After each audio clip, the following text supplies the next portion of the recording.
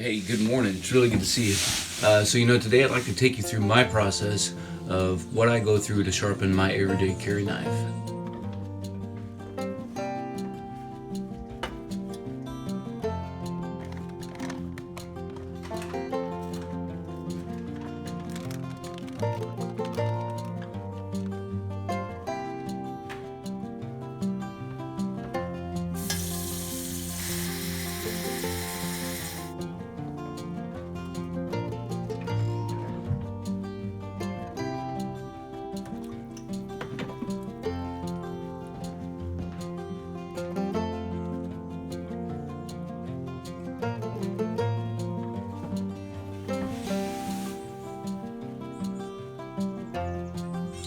This is certainly a subject of hot debate on how to sharpen a knife.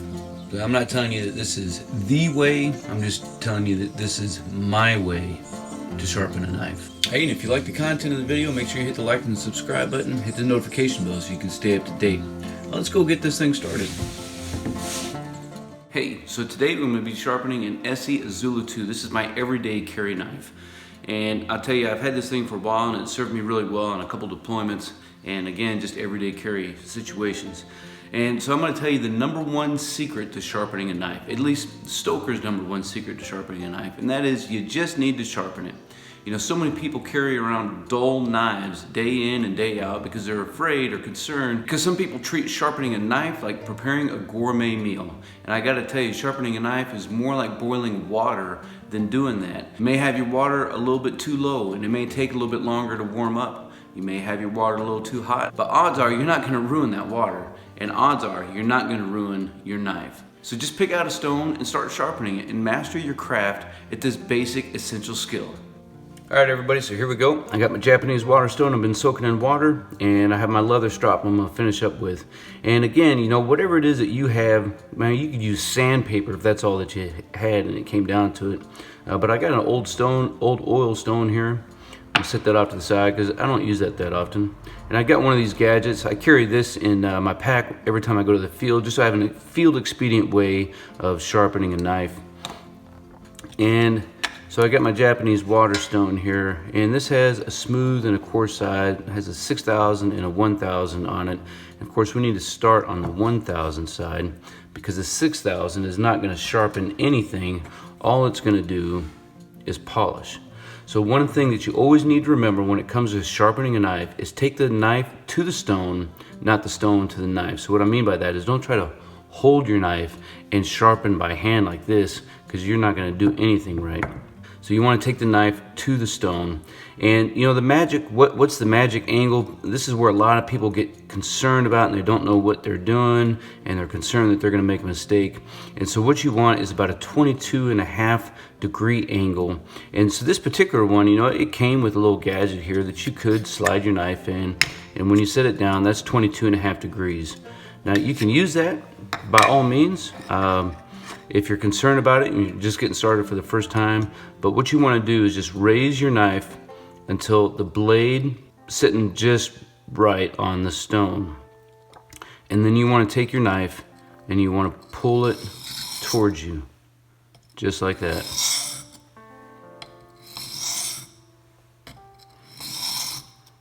And that's all you need to do. Now, if your knife needed a lot of work, you may need to start off with something with an even higher grit than 1,000, but my knife is not too bad right now.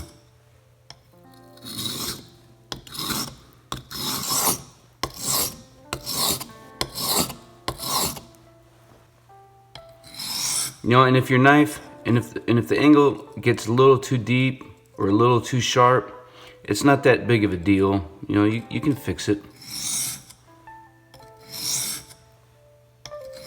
I'm not a master at sharpening knives by any means, but for me, sharpening a knife is kind of therapeutic.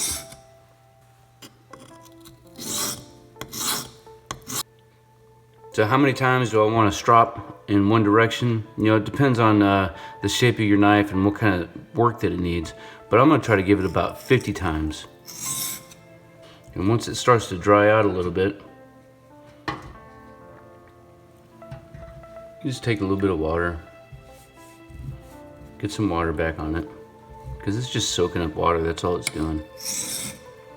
And the reason you don't want to push against the stone is because you don't want to cut into the stone. So that's why you want to pull towards you and maintain that angle.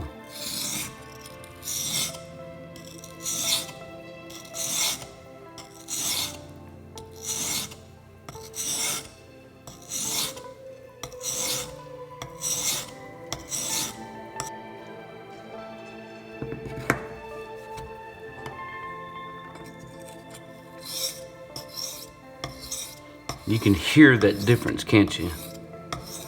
You know, all this is doing is just polishing. This 6000 side is doing nothing but polishing. You can hear how much easier it is to bring that across.